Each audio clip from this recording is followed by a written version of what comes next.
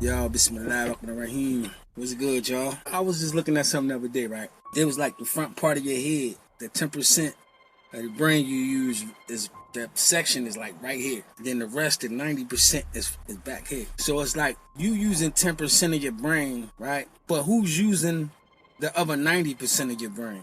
You see what I'm saying? So it's like there's something going on with our brains that we're only allowed to use like 10% of it. And the rest of it is probably, in my opinion, probably being controlled by something else that's not us. I just saw a video the other day and it gave me like a clear understanding of what that really means. You feel me? Like for instance, right? You ever notice how people say, just use your first thoughts? Whatever you think of first, that's the right one. Because after you think first, then it's going to be all these other thoughts coming. All these other thoughts in your head. And I think that's where the other 90% is full of shit that, like memories and, you know what I mean? Things that people said to you, things that people program. This is the 90%, in my opinion, it's like the program. You know what I mean? Like, when I mean program, I'm talking about like whatever you was taught to believe. But then you got the 10% of your brain that's totally independent on what was good for you, and who you really are, that 10%. But then 90% takes over. After the 10% of thoughts come, 90% of thoughts come after that. That shit just confuse you, right? I wonder, like, damn, kind of games God be playing on us, man. I don't even believe that the God concept is really what it is, because there's too many contradictions.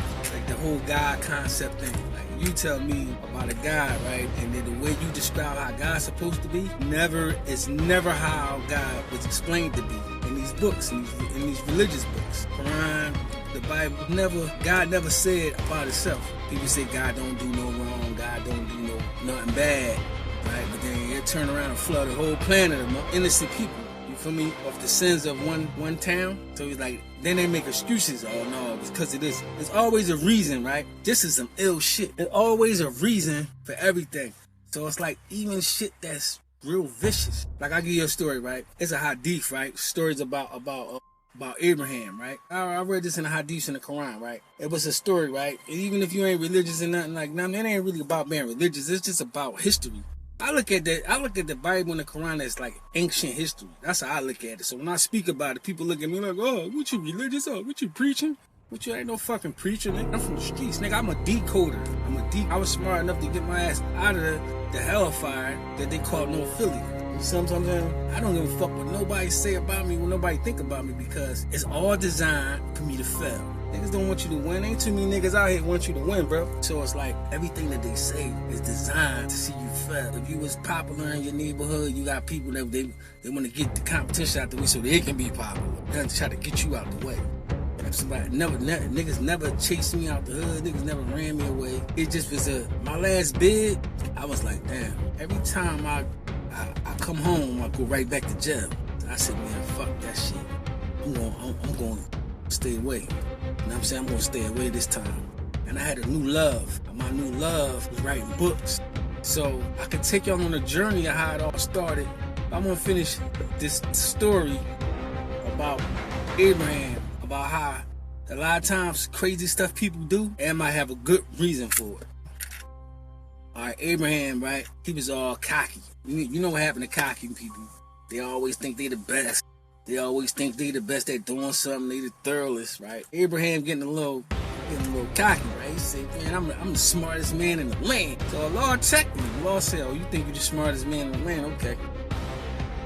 I'm gonna send you on a journey. I want you to meet this boy named Qadir. Q-U-I-D-E-R. I don't know how to pronounce it. I'm gonna say Qadir, right? So Abraham goes on this mission. So he gets on this boat, right? And he takes this long journey. And something mysterious happened, right, with this fish. While he was on his way to his journey, there was something happened where the fish came. Anyway, when he get to where he was going, right, he meet up with the bull. And this bull Qadir was one of the most vicious, craziest niggas around. So I was like, all right, you think you're the smartest dude on the land? I'm gonna send you to meet Qadir. So when he met up with Qadir, Qadir told him, look, bro, I'll let you hang with me for a couple days, you know what I'm saying? But you can't ask me nothing. Don't ask me why I'm doing something. If you see me doing something, don't try to stop me. Don't ask me no questions. So Qadir ended up said, all right. Abraham like, all right, bet. So, boom. So, this one dude, I mean, the bull Quadir, he was just slaughtering niggas. Cut niggas' heads off. He was doing all kinds of crazy shit. So, Abraham like, yo, man, what's up with you, man? What you doing? He said, yo, did I tell you no? Don't question me. So, it got to even he saw this kid get killed. A little kid. That's when Abraham like, nah, man, like, nah, we ain't doing that. So, Quadir kicked him away from him. He said, man, get out. He kicked him out. He said, man, go ahead, back. So he said, damn, well, why you do this and why you do that? So Quadir explained it to him. He said, look, the reason why I did this, because in the future, they was going to come and do this. The reason why I had to kill this little kid, because he was going to grow up to kill a whole family of Muslims. The reason why I had to do this, like, it was always like a good reason why he was doing it. I'm like, damn. So it's vicious. That's vicious. See, if you really think about it, bro, it's almost like we living in the hellfire right now. Everything they describe in the hellfire, I can show you where that shit happened right now. You feel me? Like they say it's a level to the hellfire, right? Where you get burnt, you'll be standing in the fire, but the fire only coming to your ankles. So you're literally burning your feet, right? Okay. How many, if you look at the lynchings, the tortures, this already happened. Niggas be getting their feet burnt already on this earth. And you want to talk about pain, you know, what rhymes with hell? That's right here on earth. What rhymes with hell? Jail, right? You got levels of pain in jail. You just got put in jail for something you did, but you're punished for what you did.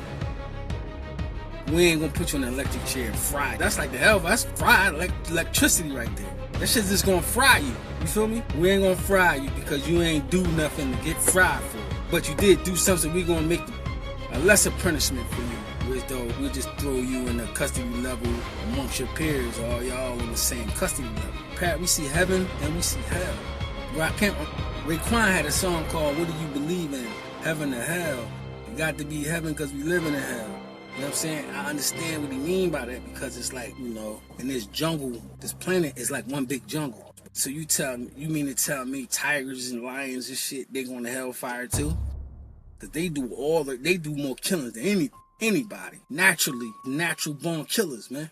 You got lions, hyenas, fucking reptiles, crocodiles, you know what I mean? Fucking bears, grizzly bears. You got deers, they just food, really. So tell me this, you got sharks that'll bite your fucking head off. You got rhinos that can open up their fucking mouth and fucking smash you with one bite. These motherfuckers eat pumpkins, break pumpkins in half in one bite. So what the fuck is that?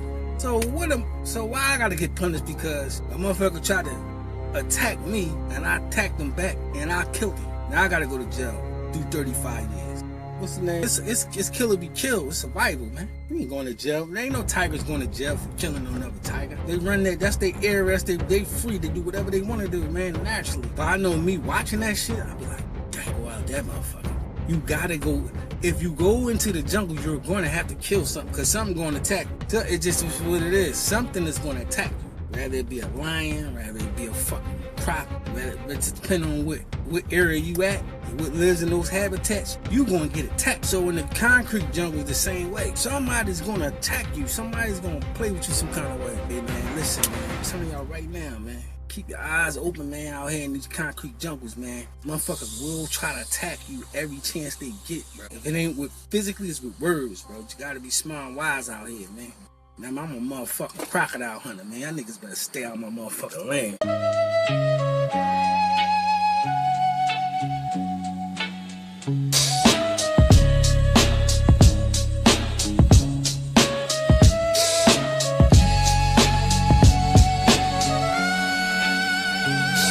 OG, hear the drums call.